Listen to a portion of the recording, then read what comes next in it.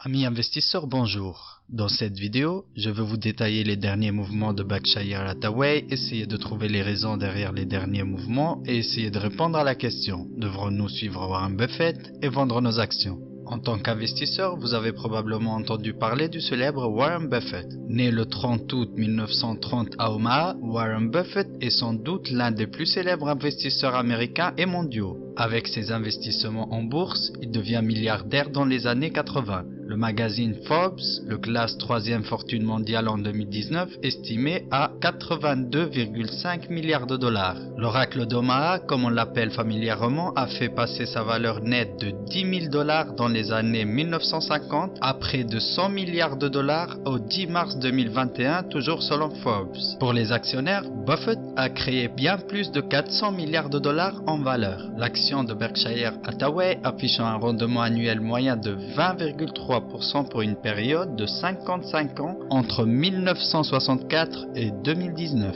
Des chiffres comme ceci font que nous, les investisseurs particuliers, prêtent une attention particulière à chaque mouvement effectué par Buffett et ses associés. L'une des choses que j'aime faire est de suivre les mouvements de ces investisseurs qui ont largement fait leurs preuves par le passé pour m'en inspirer. Quelles actions et quels secteurs ils achètent ou vendent, ou surtout les raisons de le faire. En regardant les derniers mouvements de Warren Buffett, le thème dominant de 2020 était la vente et encore la vente. En regardant les déclarations de Berkshire Hathaway à la SEC, Security and Exchange Commission, la société Buffett a complètement cédé ou réduit sa participation dans 37 entreprises l'année dernière. Dans cette vidéo, on va essayer d'analyser la stratégie adoptée par l'oracle d'Omaha pour essayer de comprendre sa logique et nous inspirer. Avant d'aller plus loin, si le sujet de cette vidéo vous plaît, faites un investissement de long terme comme on aime bien en vous abonnant pour plus de contenu s'il vous plaît. Likez la vidéo et n'hésitez pas à me mettre vos avis en commentaire, j'y répondrai avec plaisir. Les amis, on se retrouve après le jingle.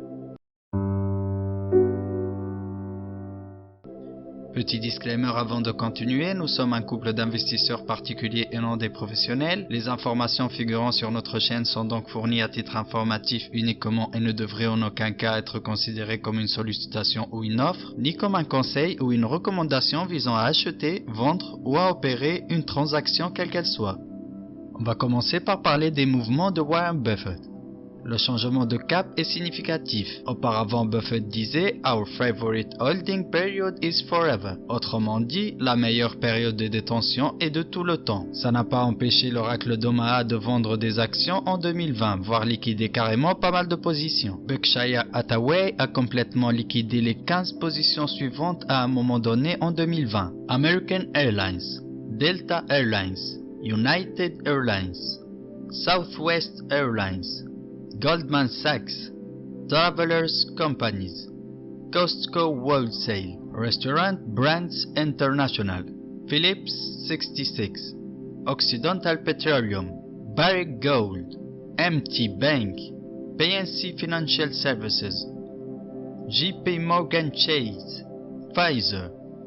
Buffett a également réduit sa participation à Wells Fargo, moins 58,59%. Liberty, une réduction importante de plus 50%. Suncor Energy, moins 27,87%. General Motors, moins 9,37%. Apple, moins 6,05%. US Bancorp, moins 0,62%.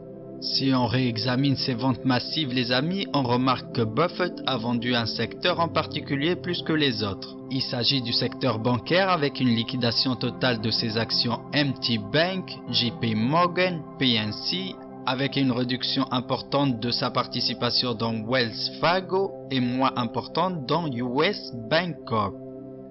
Les amis, avant de déserter le secteur bancaire, Warren Buffett avait déjà réduit drastiquement ses positions dans le secteur du transport aérien, avec la vente d'American Airlines, Delta Airlines, United Airlines et Southwest Airlines.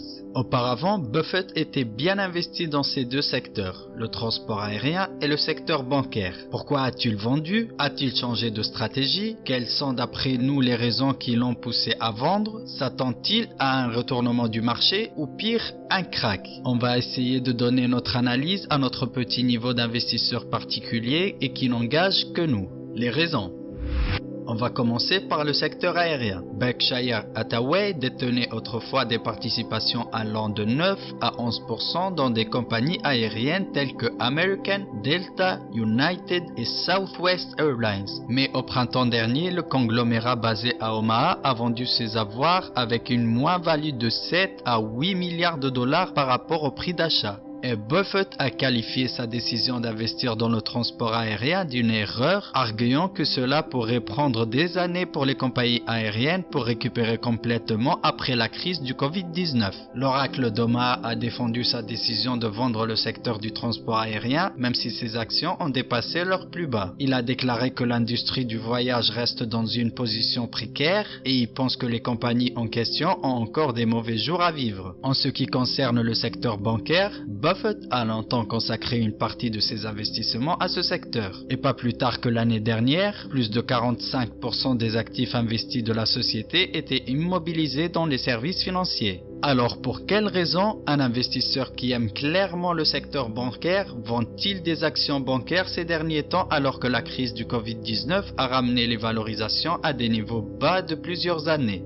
En cherchant l'unique raison officielle que j'ai trouvée et une raison assez bénigne qui explique l'essentiel de cette récente activité de vente. Buffett ne veut pas détenir une participation supérieure à 10% dans ses banques pour des raisons réglementaires. En effet, l'oracle d'Omaha n'a pas oublié qu'il a dû investir 5 milliards de dollars pendant la crise financière de 2008 pour renflouer Goldman Sachs, même si son investissement lui a rapporté gros depuis. Je pense personnellement aussi que ce choix a été guidé aussi par le contexte économique. Les banques tirent une part substantielle de leurs bénéfices des intérêts. Or en ce moment, ils vivent des moments difficiles dans un environnement de taux d'intérêt au plus bas, et ceci même si l'inflation pointe le bout de son nez. Il serait impensable et trop risqué de laisser les taux d'intérêt remonter significativement dans l'immédiat, vu les politiques de soutien monétaire et l'endettement colossal des ménages, des sociétés, mais surtout aussi des États. L'autre raison importante que j'ai trouvée à mes yeux est la valorisation élevée des marchés actuellement. La valorisation actuelle des marchés est tout ce que déteste un investisseur dans la valeur ou value comme Warren Buffett. Comme tout investisseur value,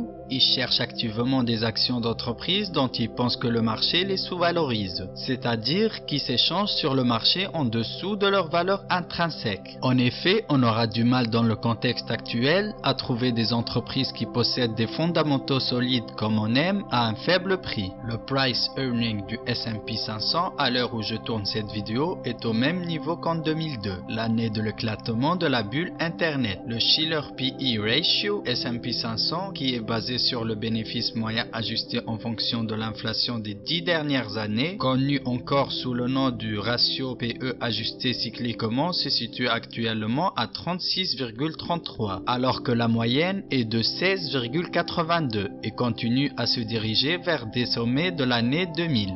Tandis que le S&P 500 Earnings ou encore les gains des sociétés qui constituent le S&P 500 fléchissent et prennent le sens inverse des valorisations. Donc pour résumer, on valorise de plus en plus cher les entreprises qui font moins de bénéfices. Et je pense personnellement que c'est la raison principale qui a poussé un investisseur value comme l'oracle d'Omaha à réduire ses positions. Les amis, pour continuer sur une note positive, il ne faut pas dramatiser. Certes, les ventes étaient massives en 2020 chez Berkshire Hathaway, mais la société a quand même fait quelques acquisitions. On peut noter lors du 4e trimestre l'augmentation de la position Restoration Hardware de 1,42%. De même pour Chevron, un renforcement de 9,55%. Plus de 11,23% dans Bristol Myers Squibb. L'acquisition de plus 20,07% par rapport à la position initiale d'AbbVie Inc. Le renforcement de la position Marsh & McLennan Companies de 26,77%, plus de 28,10% dans Merck et 34,25% dans Kroger. Et finalement, un renforcement massif de deux positions, T-Mobile plus 117,23% et Verizon plus 151,45% les amis. Ce qu'on remarque ici les amis, c'est que Warren Buffett a ciblé majoritairement deux secteurs, le secteur pharmaceutique et celui de la télécommunication. Je pense que ce n'est absolument pas un hasard que Warren Buffett a choisi ces deux secteurs. N'oublions pas que Buffett est un investisseur value. Il aime toujours acheter des actions à un bon prix. Toutes les grandes actions pharmaceutiques achetées par Berkshire Hathaway au troisième trimestre sont des aubaines relatives. Elles ne sont absolument pas surévaluées, offrent un rendement généreux et opèrent dans un secteur défensif qui suppose une croissance constante à venir. En ce qui concerne le secteur de la télécommunication, la nouvelle génération de technologies sans fil cellulaire, appelée 5G, est déjà disponible sur de nombreux réseaux de télécommunications et elle présente d'énormes avantages par rapport à la 4G. Les vitesses de la 5G peuvent être jusqu'aux 100 fois plus rapides que celles de la 4G. Elle a une latence plus faible, ce qui signifie qu'elle se déplace plus rapidement entre les tours et les appareils et elle a une meilleure capacité permettant plus d'appareils connectés. Et honnêtement, dans un monde d'aujourd'hui, on imagine mal que cette transition vers la 5G puisse ralentir. On a de plus en plus besoin d'internet encore et encore plus puissante pour des usagers particuliers, mais encore pour des professionnels. La tendance était déjà présente et elle s'est accentuée avec les confinements et le télétravail, les études à distance ou même le shopping sur internet, etc. Buffett a fait le choix de ne pas choisir. Il s'est offert les deux concurrents majeurs du secteur, T-Mobile et Verizon. Mes amis investisseurs, cette vidéo est terminée. Dites-moi en commentaire ce que vous pensez du marché actuel et des mouvements de Berkshire Hathaway et Warren Buffett. N'hésitez pas à vous abonner pour plus de contenu. Le couple investi vous souhaite un excellent investissement et vous dit à la prochaine. Portez-vous bien.